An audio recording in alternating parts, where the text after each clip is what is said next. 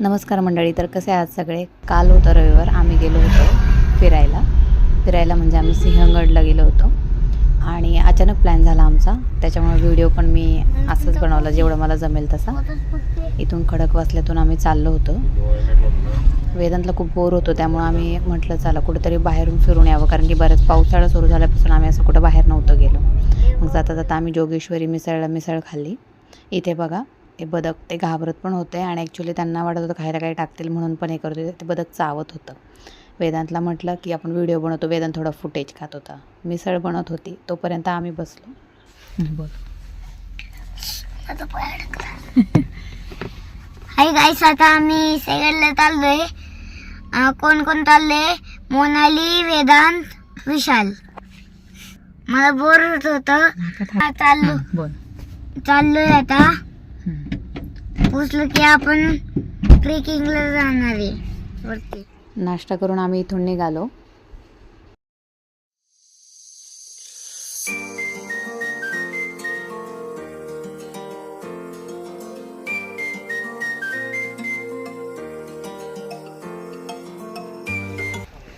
गडावर पोचलो आणि आम्ही वरती चाललो. तर आमच्या अगोदर वेदांची गडबड, कारण की लहान मुलांना जास्त उत्सुकता असते कुठे गेले की काय पाहायची वगैरे, फिरायची. चालला होता आमच्या पुढे छत्री वगैरे त्याची तस घेऊन, कारण थंडी खूप होती त्यामुळे त्याला जर्किंग वगैरे घातलेलं. मागे बघ म्हटल्यावर असा थोडासा टर्न झाला, पण काही थांबत नव्हता. आणि जसं गडाचा दरवाजा पाहिला तर मला म्हणतो मम्मा हे बघ सिंहगड आला. त्याच्यानंतर तो वरती चालायला लागला. तो काय थांबतच नव्हता तसा. पण इथे पाणी होतं आणि त्याला ते खेळायचं होतं. म्हटलं मम्मा मला खेळायचं आहे. तो इतका आल्हाद हात लावून बघत होता. मुलांना बाहेर नेलं नाही तर त्यांना पण कसं कळणार की काय असतं नक्की बाहेर जाणं, खेळणं वगैरे. निसर्गाच्या पण सानिध्यात न्यायला हवं ना. तर तो खूप एन्जॉय करत होता. हे पहा, पाण्यात जाशील तिथं जायचंय का?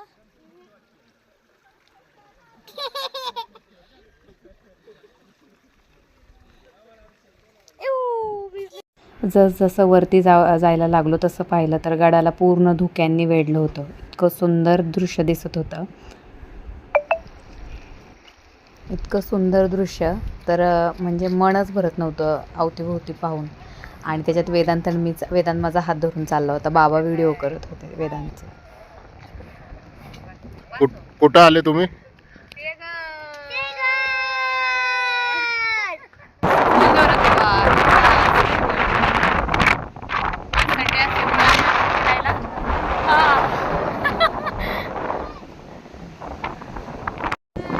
कमी झाली.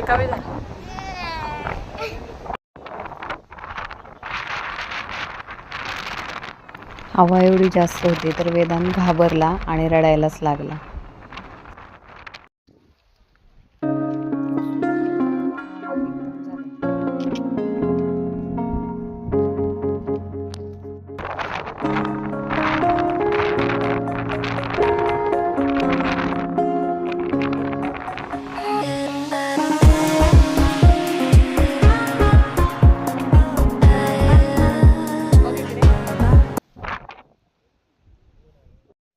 समोर दिसतोय तुम्हाला तो तानाजी कडा. या कड्यावर गेल्यावर आम्हाला जायच्या अगोदरच कळालं होतं की तानाजी कड्यावरून एक मुलगा 20 तारखेला पाय घसरून वगैरे पडला होता, जो की वॉशरूमला गेला होता आणि तो परतलाच नाही. त्याचं रेस्क्यू टीम आम्हाला येताना आम्हाला भेटली, पण आम्हालाच क्रॉस झाले म्हणजे ते लोक. पाहिलं आम्ही त्यांना. पण एवढी हवा वगैरे होती. सगळ्यांनी फिरायला जावा, एन्जॉय करा, पण आपल्या जीवाला जपून. आपलं कोणीतरी घरी वाट पाहत असतं. इथे खाली येताना वेदांनी तोफ पाहिली. बाबांना प्रश्न करायला लागला. मग बाबा त्याला जवळ घेऊन गेले त्याचे आणि सगळं सांगायला लागले. तोफ म्हणजे काय, कसा हल्ला व्हायचा त्या काळी. नंतर आम्ही नरवीर तानाजी मालुसरे यांचं समाधीचं दर्शन घेतलं. समाधीच्या इथेच मंदिर आहे. त्या मंदिराच्या इथे आम्ही पाया पडायला गेलो.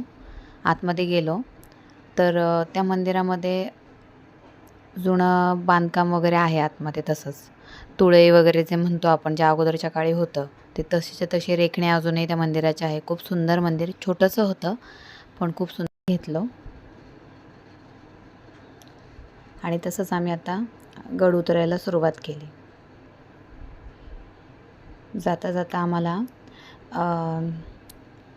कैरी, परत चणेमणे म्हणतात ते जुन्या आठवणी की शाळेत घ्यायचो आम्ही अगोदर ते. मग मी तर कैरी घेतली, वेदांच्या बाबांनी शेंगा घेतल्या.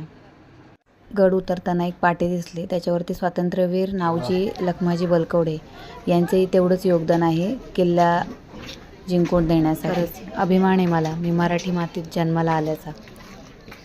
खाली गेल्यावरती मग आमचा छोटा व्लॉगर बघा कसा गप्पा मारतोय आणि सगळी माहिती देतोय. त्याला अजून जमत नाही पण तो प्रयत्न करतोय.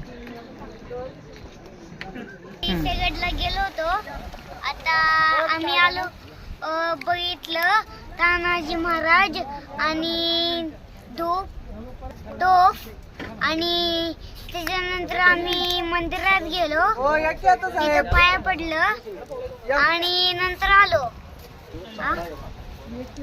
आणि ही आहे आमची गाडी. Bye bye. आणि ते गाडी घेतल्यानंतर आम्ही गेलो हॉर्सचं घर बघायला. पण पागा बघायला गेलो होतो घोड्यांची. गडावरून आम्ही निघालो. नाही म्हणता आम्ही गडावर गेलो. सकाळी चाललो होतं जायचं नाही जायचं, पण फायनली आम्ही गेलो. गड फिरला आणि ही माझी स्माईल तुम्हाला सांगतच असेल की आम्ही किती एन्जॉय केलं असेल ते. घरी आले, म्हटलं थोडा वेळ बसावं, पण हे काम कोण करणार. मग हे काय तयारी करायला घेतली स्वयंपाकाची, कारण की मला नंतर पण बाहेर 2-3 कामं होती. स्वयंपाक आवरून मगच मी पुढे बाहेर पडले. भाजी निवडली, मटार आणि शेपूची. मग मटारची भाजी मी फोडणी देऊन घेतली. ताज्या भाज्या आणल्या होत्या. ही शेपूची भाजी पण आम्ही शेतात नुकतेच शेतकऱ्यांनी तोडली होती, तिथून घेऊन आलो होतो, त्यामुळे फ्रेश होती एकदम. आणि मग भाजी वगैरे करून घेतली. मी आणलेल्या सर्व भाज्या मी फ्रीजमध्ये ठेवून दिल्या, कारण की जर भाज्या निवडत बसले असते तर मला वेळ पुरला नसता. त्याच्यामुळे मी सर्व भाज्या तशाच फ्रीजमध्ये ठेवून दिल्या. जेवढे आत्ता लागते तेवढंच मटार आणि शेपूची भाजी फक्त बाजूला काढून निवडून चिरून करून घेतली. मी भाज्या सर्व ठेवून घेतल्या आणि लक्षात आलं माझ्या की दळण पण नाही आहे. मग मी दळण करायला घेतलं, कारण की दिवसभर फिरण्याच्या नादात मी विसरून गेले. पण दुसऱ्या दिवशी सोमवार होता, वेदांचा पण टिफिन होता, त्याच्या बाबांचा पण होता. त्याच्यामुळे मी अगोदर दळण करून घेतलं आणि गहू दळायला दिले.